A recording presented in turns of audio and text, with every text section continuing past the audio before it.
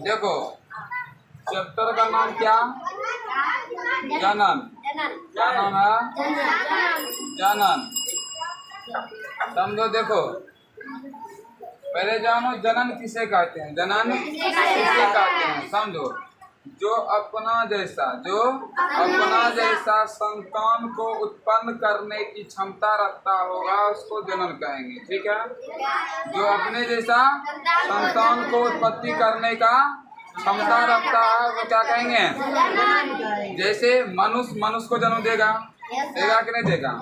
हाथी को जन्म देगा। तो जो जानवर है जानवर को वह उसी को जन्म देगा ना।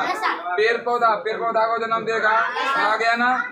जनन की परिभाषा समझ में आया? जो अपना जैसा, समझ में आ गया जनन किसे कहते हैं? और आगे समझो। जनन जो होता है यह दो प्रकार का होता है। जनन क्या प्रकार का होता है? दो प्रकार का। अलैंगिक, क्या? लैंगिक। अलैंगिक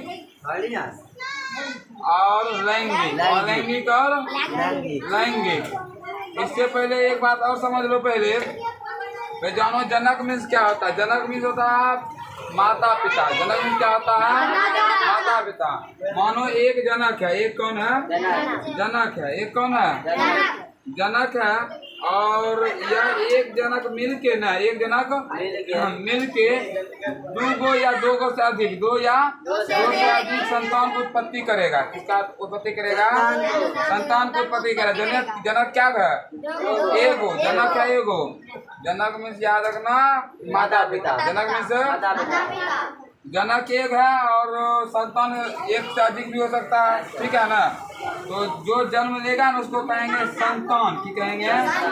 संतान या संतति। या संतान या संतति। समझ आ गया ना। आप मानो कि एक नर है, एक की है? नर है और एक मादा है। एक नर है, एक नर है और एक मादा है। यह दोनों मिलके किसका निर्माण करेगा? फिर तो इस संतान का, किसका? संतान का निर्माण करेगा। तो इसको क्या कहेंगे? इसको भी वही कहेंगे संतान या संतति। क्या कहेंगे? संतान या संतति। समझ आ गया ना। तो इसको जो है ना कहेंगे अलैंगिक जनन। की कहेंगे? ये हो गया अलैंगिक जनन। क्या हुआ? और ये हो गया लैंगिक जनन। क्या हुआ? कोई दिक्कत? समझ आ गया ना।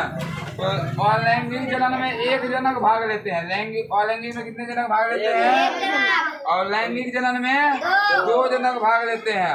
और दोनों कैसा होना चाहिए? विपरीत। दोनों कैसा होना चाहिए? मर्द मिलके शिशु को जन्म दे सकता है, औरत मिलके नहीं। तो दोनों कैसा होना चाहिए? एक नर एक मादा। किसमें होना चाहिए? लैंगिक में। किसमें होना चाहिए? कोई दिक्कत? समझ में आ गया ना। अब समझो आगे। समझो। चुप हो जाओ, हल्ला मत करो। अलैंगिक क्या? अलैंगिक और लैंगिक। और लैंगिक में अंतर समझो। अलैंगिक करो, लैंगिक में अंतर समझो। देखो यहाँ इसमें जो होता है एक जनक भाग लेता है। कितना जनक भाग लेता है? अभी बताते हैं ना। कितना जनक भाग लेगा? और इसमें दो जनक। इसमें कितना जनक? दो जनक भाग लेगा। कितना जनक भाग लेगा? इसमें जो होता है ना अंडाणु। कौन सी? अंडाणु शुक्राणु। कौन सी? शुक्राणु नहीं पाया जाता। अंडाणु शुक्राणु नहीं पाया जाता है। हम लोग आगे पढ़ेंगे कि अंडाणु और शुक्राणु क्या होता है। ठीक है ना। अभी ना आगे देखो। इसमें जो है अंडाणु क्या? अंडाणु और शुक्राणु और शुक्राणु पाया जाता। इसमें पाया जाता है। इसमें देखो इसमें जो होता है निषेचन नहीं होता। निषेचन इसमें निषेचन नहीं होता। निषेचन नहीं होता है। इसमें जो है निषेचन, इसमें निषेचन निषेचन होता है। इसमें निषेचन क्या होगा? होगा। यह जो है, यह अलैंगिक जो है सरल है, क्या सरल प्राणी है। कौन प्राणी है? और ये जो है चौथा था ये है जटिल प्राणी। कौन प्राणी है ये? जटिल। जटिल प्राणी मतलब समझो क्या होता है? हम लोग कैसा प्राणी है? हम लोग जटिल प्राणी है। कैसा प्राणी है? जटिल प्राणी है। लेकिन पेड़ पौधा जो है सरल प्राणी है। क्या है? पेड़ पौधा मतलब ये हुआ कि जो एक जीवीय है, जो एक कोशिका से बना हुआ है, तो कैसा है? सरल प्राणी। कैसा है? अंतर समझ में आया? कोई दिक्कत? एक और हम लोग लिख सकते हैं पांचवा, यह एक जटिल प्रक्रिया सरल प्रक्रिया है। यह कैसा प्रक्रिया है? सरल प्रक्रिया है। यह जटिल प्रक्रिया है। यह जटिल प्रक्रिया है। कैसा प्रक्रिया है यह? कोई दिक्कत? समझ आ गया ना? तो अंतर कहेगा तो बता देगा अंतर। और लिखेगा तो और लिख सकता है। और छठा भी लिख सकता है। इसमें अधिक संख्या में शिशु का जन्म हो सकता है। शिशु का जन्म, संतान लिखते हैं। संतान का जन्म अधिक होगा। क्या होगा? इसमें अधिक होगा। और इसमें जो है कम होगा। इसमें क्या होगा? याद हुआ? नहीं हुआ? समझ आ गया? कोई दिक्कत?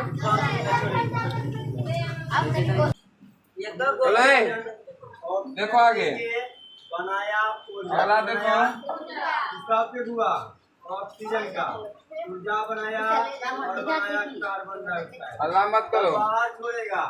अब समझो, आगे समझो। विखंडन, जो एक कोशिकीय जीव होते हैं, जो एक कोशिकीय जीव होते हैं, उसमें जनन कैसे होता है पता है? कैसे?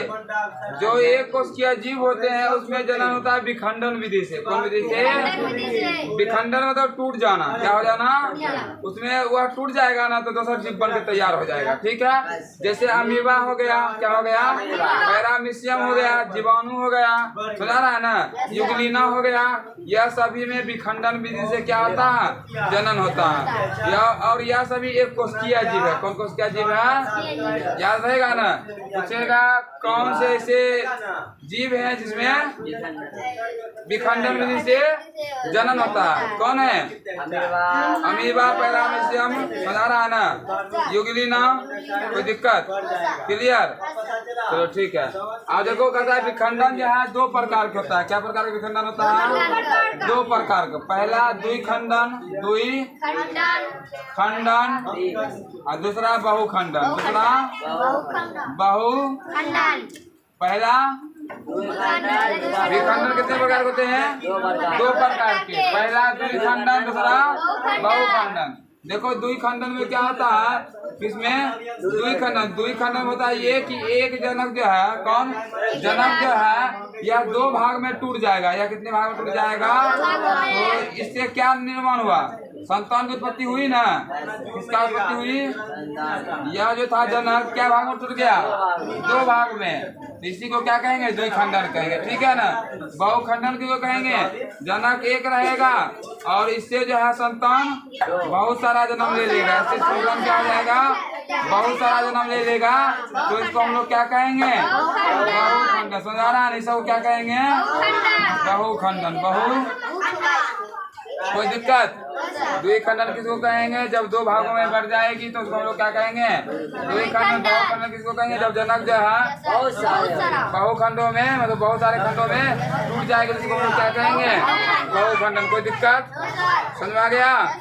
चलो अगला देखो मुकुलन। क्या देखो? मुकुलन। क्या देखो? समझो मुकुलन क्या होता है। देखो ईस्ट में, किसमें?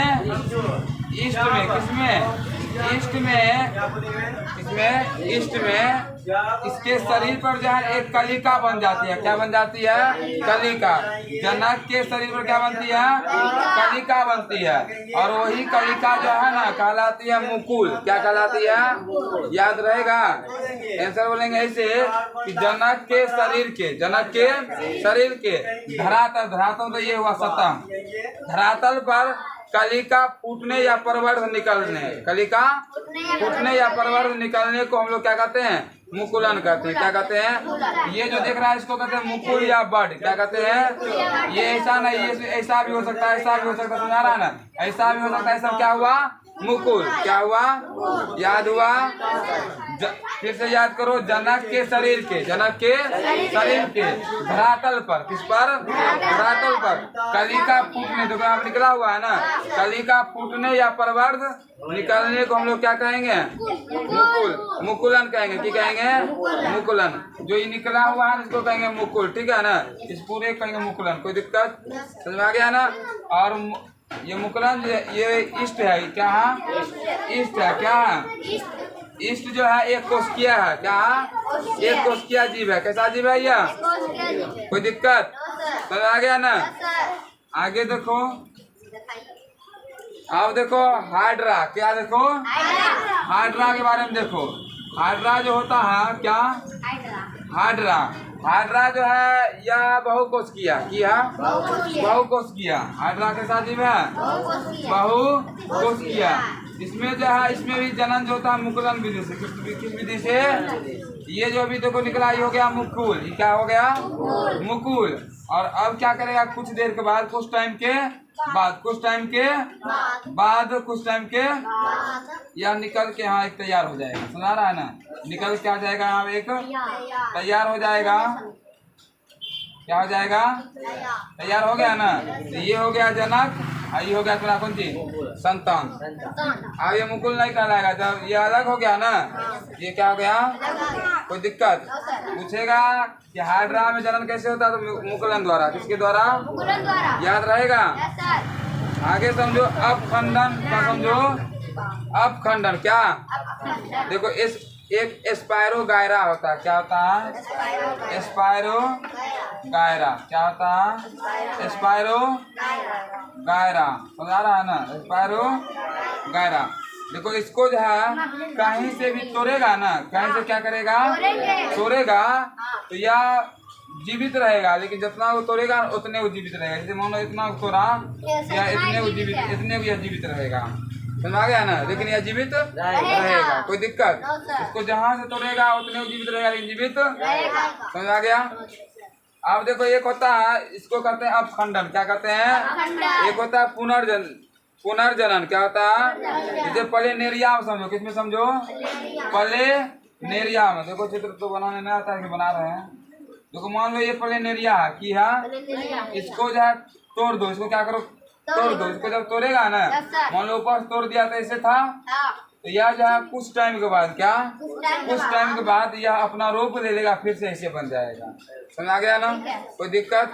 इसको कहेंगे पुनर्जनन, इसको कहेंगे अपखंडन। समझ आ गया ना? कोई दिक्कत? ये हुआ एस्पायरो गायरा। क्या हुआ? और ये हुआ पले नेरिया। क्या हुआ? कोई दिक्कत? समझ में आया? अब देखो पढ़ो पौधों में जनन। किसमें जनन? पौधों में। अब हम लोग क्या पढ़ेंगे?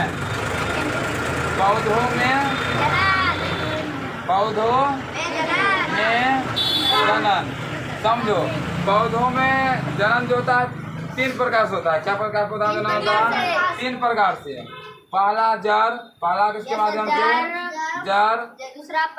दूसरा तना, दूसरा तना, और तीसरा पत्ती के माध्यम से। किसके माध्यम से? और यह सब जो है ना, यह सब कहलाता है अलैंगिक जनन। क्या कहलाता है? और लैंगिक जनन। इसको जो है कायिक प्रवर्धन भी हम लोग कह सकते हैं। क्या कह सकते हैं? कायिक प्रवर्धन। कायिक प्रवर्धन। समझा रहा है ना? कायिक प्रवर्धन, कायिक मतलब हो जाता है जनक का शरीर। क्या? समझा रहा है ना? प्रवर्धन तो उसका सतह, जनक का, जनक के सतह। समझा रहा है ना? देखो जड़ के माध्यम से कौन जनन करता है? गाजर देखा है? गाजर, गाजर जो होता है उसमें देखेगा तो उसको उखाड़ेगा ना खेत से। कहाँ से? सिर रहता है। क्या रहता है? सिर रहता है। या जब फिर से इसको रोप देगा ना, या फिर से जन्म ले लेगा, या फिर से क्या करेगा? उसका जन्म किससे हो रहा था? जड़ से हो रहा है गाजर का जन्म। इसीलिए इसमें जो है जनन की क्रिया किससे हुई? जड़ से। अब देखो तना से, किससे? तना से। देखता है फूल का घास, किसका? फूल का घास, समझ आ रहा है ना? तो गुलाब का फूल देखता होगा, उसका क्या लगता है? तना। क्या लगता है उसका? तना लगता है। तो उसका जनन किससे हो गया? तना से। किससे हो गया? कोई दिक्कत? अब पत्ती से किसका जन्म होता है? देखो पत्ती से किसका जन्म होता है? कोई बड़ा पत्ती रहेगा, कोई बड़ा क्या रहेगा? पत्ती रहेगा। ये बड़ा पत्ती है, समझ आ रहा है ना? और यहाँ पर जो है ये बड़ा सतह जो है, ये वाला ऊपर वाला सतह, यह सतह तुमको सट जाएगा कहाँ? जमीन में। कहाँ गिर जाएगा? जमीन में। जब यह सट जाएगा ना तो यह फिर से जन्म ले लेगा दूसरा पौधा, समझ रहा है ना? फिर से जन्म ले लेगा पौधा। तो ये हो गया तुम्हारा पत्ती के माध्यम से जनन। इसका नाम क्या है जानता है? इस पौधा का नाम, इस पौधा का नाम है ब्रायोफिलम। क्या नाम है? ब्रायोफिलम। ब्रायोफिलम। कोई दिक्कत? समझ आ गया ना? हो जाएगा, बिता दे।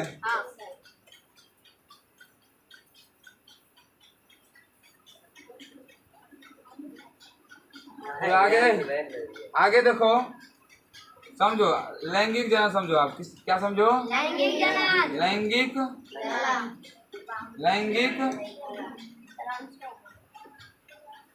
जनन।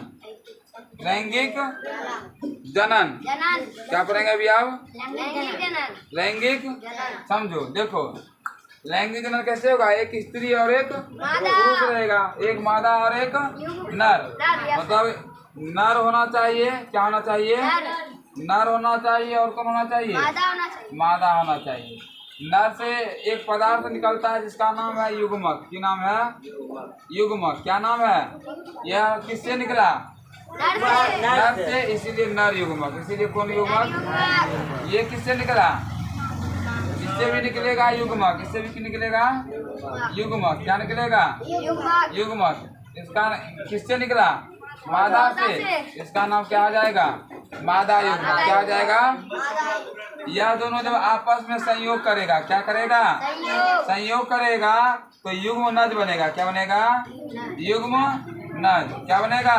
या तुम कह सकता है जायगोट, या जायगोट।